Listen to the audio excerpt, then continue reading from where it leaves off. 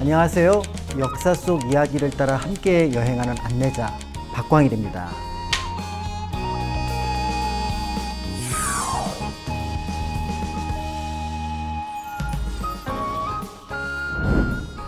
광복 80주년이 되는 해입니다. 한 번쯤 생각해 보았으면 하는 역사 속 사건, 그리고 우리의 현재가 있습니다. 우리 역사에서는 조금은 안타까운 사건으로 알려진 코리안 디아스포라, 즉 한국인들이 한반도를 떠나서 세계 각지로 흩어진 사건이라고 볼 수가 있는데요. 이 코리안 디아스포라는 우리나라가 정치적으로, 경제적으로 살기 어려웠기 때문에 다른 나라로 떠났다는 점에서 우리 근대사의 비극으로 알려져 있습니다. 우리나라 사람으로서 외국에 나가서 때로는 굉장히 고달픈 삶을 살았던 그 사람들 역시 우리의 독립운동에 굉장히 큰 기여를 했습니다. 국외에서 살고 있었던 보통의 동포들에 대한 이야기를 나눠보려고 합니다. 코리안 디아스포라를 생각하게 되면은 연해주로 떠났던 분들, 그 다음에 북간도와 서간도라고 하는 만주로 떠났던 분들, 또 가까이 일본으로 일거리를 찾아서 또는 징용이나 이런 것들로 그 속에서 살아야만 했던 분들, 그리고 1902년 공식 이민을 통해서 하와이 그리고 미국 본토로 갔던 분들을 떠올리게 됩니다. 공식 이민은 1902년에 있었던 하와이 이민이라고 볼 수가 있습니다. 1900년, 1901년 국내에는 계속해서 흉년, 그 다음에 콜레라와 같은 전염병, 살아야 하잖아요. 어떻게든지. 그러니까 눈물을 머금고 태평양을 건너갔던 겁니다. 그리고 그 힘들다는 사탕수수 농장에서 하루에 50센트, 80센트 벌면서 겨우겨우 자신의 삶을 꾸려가면서 일상의 전부였던 그 사람들이 떠날 때는 대한제국 사람이었어요. 그런데 1910년이 지나니까 당신네 서류를 관장할 관청이 저기 있는 일본 영사관이라는 겁니다. 그리고 당신네는 나라가 없는 사람들이라는 겁니다. 억울하지 않나요? 속상하지 않나요? 아니, 그리고 화도 나잖아요. 그 독립운동에 나서게 했던, 독립운동 자금을 모으게 했던 그 감정이 보통의 사람들에게는 그런 화나고 속상하고 억울한 거, 이게 독립운동에, 그리고 내가 뭔가라도 할 수 있으면 하겠다라는 마음을 갖게 하지 않았을까, 이렇게 볼 수 있을 것 같습니다. 일찍이 우리나라 동포들은 국외로 나가면 먼저 일을 합니다. 몇 달이고 몇 년이고 지나면 익숙해지잖아요. 아무리 고되고 힘든 일이라도. 그럼 그 다음에 하는 게 뭐냐면 단체를 만들죠. 뭐 하와이 같은 경우는 합성협회를 만들고, 나중에 이제 국립협회랑 합쳐져서 대한인국민회 같은 단체가 만들어지고, 조금 더 여유가 있으면 내 월급, 내 하루 일당 30%, 40%를 뗍니다. 이거를 모아서 국내로 보냅니다. 그리고 1930년대 대한민국 임시정부가 돈이 하나도 없대요. 김구 선생님이 1920년대 후반부터 30년대까지 가장 많이 한 것 중에 하나가 독립운동 자금 보내달라고 편지 쓰는 거였습니다. 그 편지가 우리 동포들이 있는 곳곳에 도착을 합니다. 하와이에 있는 조그만 교회, 올리브 감리교회라고 하는 곳인데요. 그곳의 교인들이 우리 한번 또 힘을 내봅시다 라고 하면서 그 사탕수수 농장에서 일했던 그 돈을 모아서 1,000달러를 모금해서 김구 선생님도 보냅니다. 김구 선생님 배가 고파 죽을 것 같아도 속주머니에 있는 1,000달러는 꺼내지 않았습니다.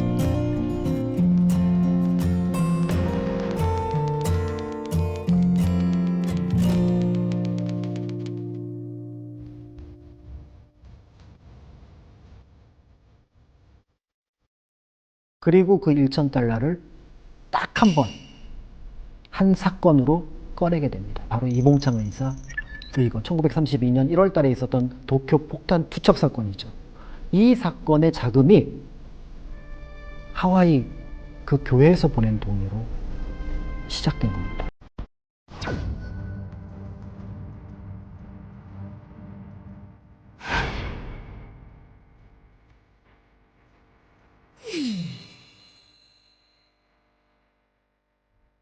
그리고 그걸 보고 각지에서 성금이 들어와서 윤봉길 의사의 의거가 시작되었고, 이 의거가 우리 독립운동의 전환점을 만들었다라는 평가를 받으니, 나라가 지켜주지 못해서 힘들게 먹고 살기 위해서 갔던 그분들이 거꾸로 나라를 살리겠다고 할 수 있는 최대한의 노력을 기울여서 독립운동에 참여했다는 점은 광복절에 다시 한번 생각해 보게 될 것 같고요. 독립운동 하면은 이념 지향점이 분명히 있습니다. 민주공화제 국가로 건설, 그 다음에 일본의 어떤 식민지에서 몰아내는 것, 이런 것들이 중요한 부분이 될 수 있겠으나, 한편으로는 내가 저 나라의 주인인데 하는 생각을 하기 시작했던 것 같습니다. 내 나라니까 내가 만들어 가야 돼. 그런 면에서 볼 때 독립운동은 또 한편으로는 민주주의를 연습하는 과정이기도 했을 것 같고요. 그런 것들의 결과가 우리가 알고 있는 광복에 다가서는데 조금이라도 도움이 되지 않았을까, 이런 생각을 해보게 됩니다. 그 거리가 얼마나 멀었고 그 정성이 얼마나 넓게 퍼졌는지 짐작해 볼 수 있는 것이 백범일지에도 등장을 합니다. 김구 선생님이 각지에서 독립운동 자금을 보낸 단체 그리고 개인의 이름을 쭉 적은 것들이 있습니다. 그런데 그 이름 속에서 굉장히 먼 곳의 나라의 한국인의 이름이 등장을 합니다. 카리브해에 있는 조그만 나라 맞습니다. 쿠바입니다.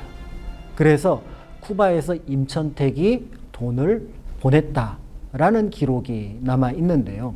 그리고 멕시코 이민은 하와이보다 훨씬 더 노동 강도가 높다고 하는 에네켄, 보통 애니깽이라고 부르는 용설란 작업을 해야 했던 분들이었습니다.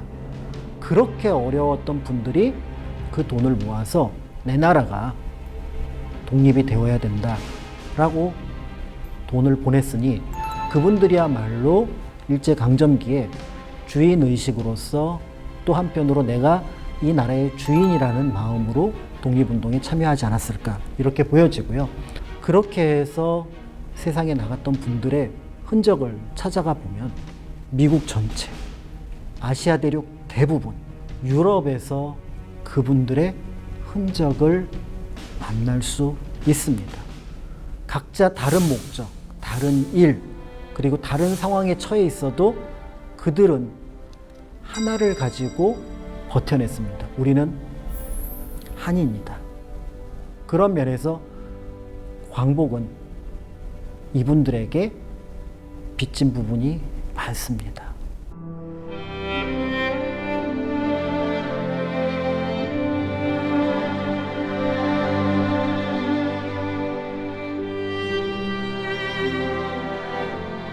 그렇다면 각지에 흩어져 있던 한인들을 내가 한국인이다 라고 묶어줄 수 있었던 무언가 상징이 있었을 텐데, 맞습니다. 여러분이 생각하는 바로 그 태극기가 될 수 있을 것 같습니다.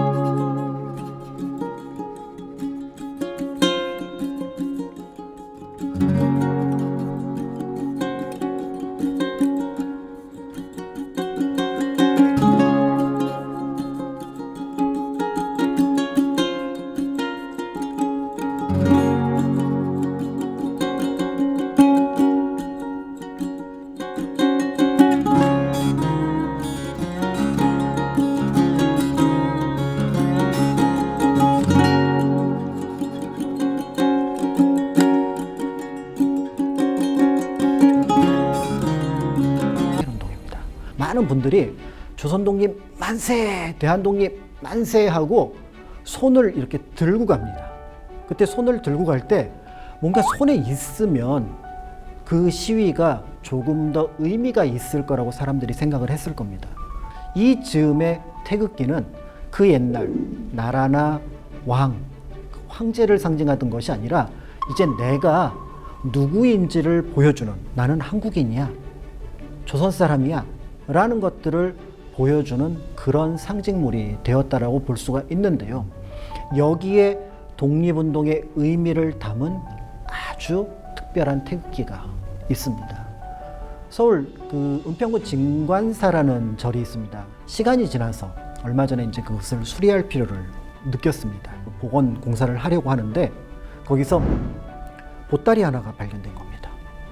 근데 그걸 딱 펼치니까 놀라운 것들이 나온 거예요. 그 당시 대한민국 임시정부의 기관지였던 독립신문, 불교계의 독립신문이라고 할 수 있는 자유신정보, 그 다음에 신채호 선생님이 발간했던 신대한. 와, 여기에 이렇게 독립운동과 관련된 문서들이 남아있구나, 굉장히 중요하구나 하고 그 문서들을 쭉 드러냈는데 그 보따리가 태극기였습니다. 그리고 그 태극기가 모양이 조금 이상했습니다.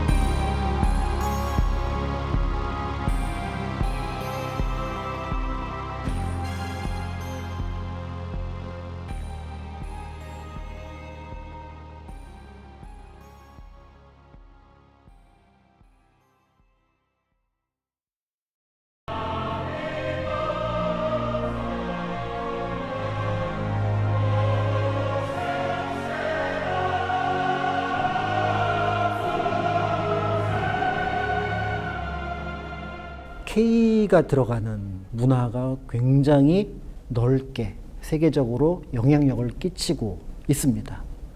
그런데 곰곰 생각해 보면 한국의 문화는 점점점 커지기 위해서 외부의 것을 받아들여야 됩니다. 그리고 더불어서 그걸 누군가가 좋다라고 얘기를 하고 써줘야 되는 부분들이 있습니다. 그럴 때 굉장히 큰 역할을 할 수 있는 존재가 바로 국외에 있는 우리 동포들. 잠시 시간이 오래 지나면서 서로를 잊었던 적이 있습니다. 살기 힘들어서, 바빠서. 이제는 서로가 서로에게 다시 예전과 다르게, 예전에는 너무 힘들게 의지를 했지만 지금은 기분 좋은 느낌으로, 그리고 서로를 자랑스럽게 생각하며 의지해봐도 되지 않을까라는 생각이 드는데요. 독립운동가들 그리고 국외의 동포들이 꿈꿨던 나라, 저희가 살고 있습니다. 민주주의는 자전거처럼 멈추는 순간 넘어집니다. 그러니 늘 관심을 갖고 그 민주주의 체제의 공화정이 잘 유지되는 대한민국이 될지를 관심을 갖고 보는 것, 그게 어쩌면 우리가 과거의 역사를 살펴보는 이유가 아닐까 합니다.